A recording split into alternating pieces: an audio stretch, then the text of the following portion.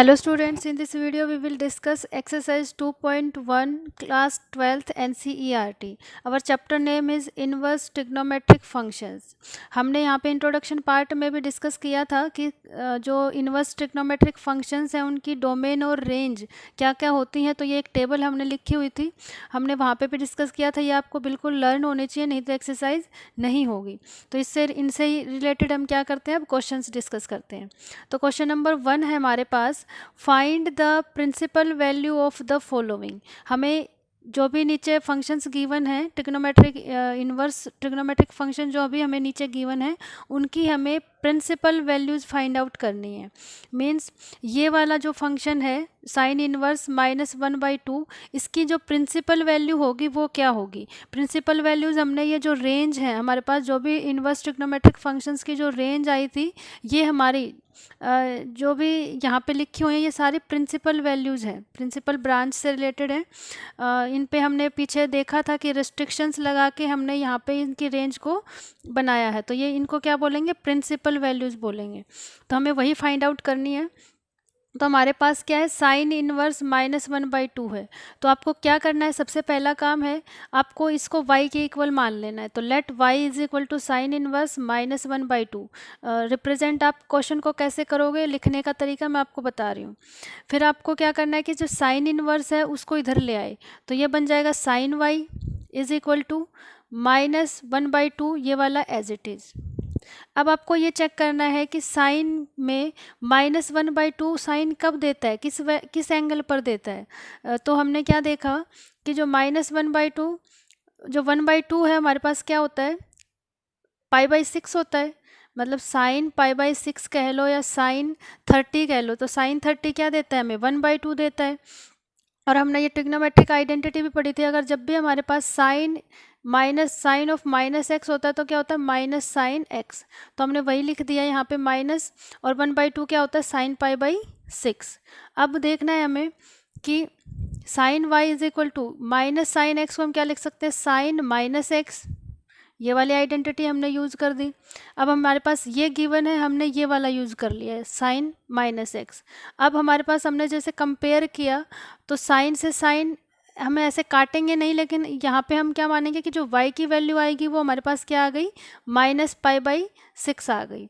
और हमने देखा कि जो साइन की प्रिंसिपल वैल्यू ऑफ ब्रांच होती है साइन इनवर्स की, वो हमारे पास क्या होती है, साइन इनवर्स की जो प्रिंसिपल वैल्यू ब्रांच होती है वो क्लोज्ड इंटरवल -π/2 से π/2 के बीच में होती है, या और ये π/2 और -π/2 भी इसमें शामिल होते हैं। तो हमने देखा कि जो -π/6 है वो इस इंटरवल के बीच में लाई करता है, क्योंकि -π/6 इनके बीच में ही कहीं पे लाई करेगा। तो इसीलिए जो भी ये जो y की जो वैल्यू आई है ये इस इंटरवल से बिलोंग करती है, तो हमने वही लिखा, देयरफॉर -π/6 जो है वो तो इस इंटरवल से बिलोंग करता है। तो जो साइन इनवर्स -1/2 की जो प्रिंसिपल वैल्यू होगी वो क्या आ जाएगी, -π/6 आ जाएगी। कुछ और क्वेश्चंस करते हैं, आपको थोड़ा सा क्लियर हो जाएगा और भी अच्छे से। हमारे पास सेकंड क्वेश्चन है, question number 2 is cos inverse under root 3/2 या √3/2। तो आपको क्या करना है, फर्स्ट स्टेप में वही, इस जो भी गिवन हमें कोस इनवर्स गिवन है उसको y के इक्वल मान लेना है। तो y is equal to cos inverse √3/2। अब ये जब कोस इनवर्स इक्वल टू से इधर आएगा तो यहाँ पे बन जाएगा कोस y इज इक्वल टू √3/2। अब हमें देखनी है कि कोस में √3/2 वैल्यू कौन देता है। तो हमें पता है कि जो कोस π/6 है या जो कोस 30 होता है वो हमारे पास क्या होता है, √3/2। तो हमने वही लिखा, कोस y इज इक्वल टू √3/2 की जगह पे रख दिया कोस π/6। अब हमने क्या लिखा, देखा कि कंपेयर करेंगे तो y इज इक्वल टू क्या आएगा, π/6 आएगा। लेकिन हमें पता है कि जो प्रिंसिपल वैल्यू ब्रांच है ऑफ कोस इनवर्स की, कि जो कोस इनवर्स की जो प्रिंसिपल वैल्यू ब्रांच है या जो उसकी रेंज है, कोस इनवर्स की जो रेंज होगी वो हमारे पास कहाँ से कहाँ तक है, क्लोज्ड इंटरवल 0 से पाई के बीच में। और ये जो y की वैल्यू π/6 आई है ये इस इंटरवल में लाई करती है, यहाँ बीच में ही कहीं पे लाई करेगी, क्योंकि 0 और पाई के बीच में ही लाई करती है π/6। या आप वैसे देखो तो ये 0 है और पाई का मीन्स 180, तो 0 और पाई बाई 0 और 180 के बीच में जो ये 30 डिग्री है ये तो लाई करेगा। तो इसीलिए हमने क्या लिखा कि पाई बाई 6 जो है हमारे पास बिलोंग करता है क्लोज इंटरवल 0 से पाई में। और जो प्रिंसिपल वैल्यू ऑफ हमारे पास जो कोस इनवर्स है, principal value of cos inverse √3/2, इसकी क्या वैल्यू आ जाएगी, पाई बाई 6। अब क्वेश्चन नंबर 3 है हमारे पास। क्वेश्चन नंबर 3 में भी कोसिकेंट इनवर्स 2 गिवन है, तो हम इसको क्या लेंगे, y के इक्वल मान लेंगे। तो ये जो कोसिकेंट है इनवर्स है इधर जाके क्या बन जाएगा, cosecant y is equal to 2, ये एज इट इज़। अब हमें देखना है कि कोसिकेंट में 2 वैल्यू किसकी होती है, तो कोसिकेंट पाई बाई 6 जब हम लेते हैं यहाँ पे हम लिखेंगे cosecant pi by 6 means cosecant 30 की वैल्यू क्या होती है, 2 होती है। क्योंकि हमें पता है कि जो साइन 30 होता है वो क्या होता है 1/2, और कोसिकेंट क्या होता है, साइन का अपोजिट होता है। जो कोसिकेंट होता है वो क्या होता है 1/sin। तो यहाँ पे अगर थीटा 30 लेंगे तो यहाँ पे भी 30 लेंगे, और ये हो जाएगा 1/1/2, और ये 2 ऊपर आके न्यूमरेटर में आ जाएगा, तो ये 2 बन जाएगा। तो वही हमने लिखा कोसिकेंट y क्या आ जाएगा, कोसिकेंट पाई बाई 6। और जब हम इसकी वैल्यूज़ कंपेयर करेंगे तो y की वैल्यू क्या आ गई, पाई बाई 6। अब हमें पता है कि जो प्रिंसिपल वैल्यू ब्रांच है हमारे पास जो कोसिकेंट इनवर्स की, वो हमारे पास जो टेबल से हमने देखा कि वो क्लोज्ड इंटरवल -π/2 से π/2 के बीच, लेकिन उसमें से 0 नहीं होता है। हमने क्यों देखा था, क्योंकि 0 करते ही वो क्या हो जाता है, इन्फिनिटी हो जाता है। क्योंकि साइन 0, कोसिकेंट क्या होता है, कोसिकेंट 0 होगा 1/sin 0, और साइन 0 क्या होता है 1/sin 0 मीन्स 0, तो 1/0 इन्फिनिटी।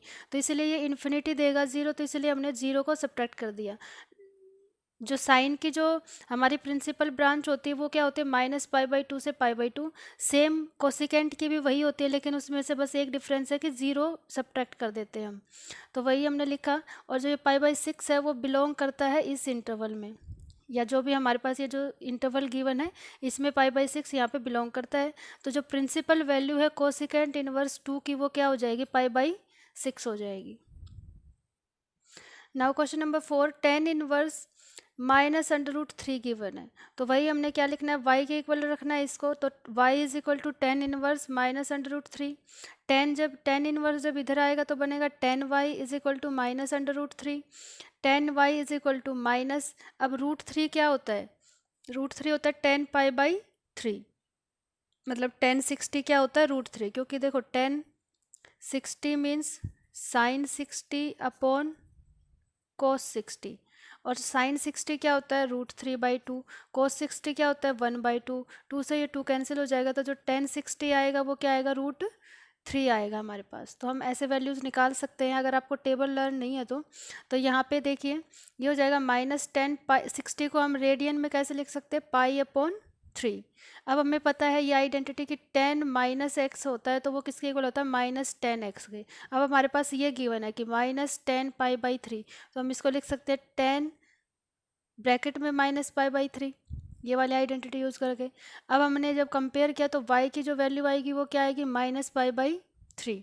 अब जो प्रिंसिपल वैल्यू ब्रांच होती है tan इनवर्स की, वो हमें पता है ओपन इंटरवल -π/2 से π/2 के बीच में होती है, और जो ये -π/3 आ रहा है ये इस इंटरवल के बीच में ही कहीं लाई करता है। तो हमने वही लिखा -π/3 belongs to this interval. So principal value branch of tan inverse -√3 क्या हो जाएगी, -π/3। तो ये इसका आंसर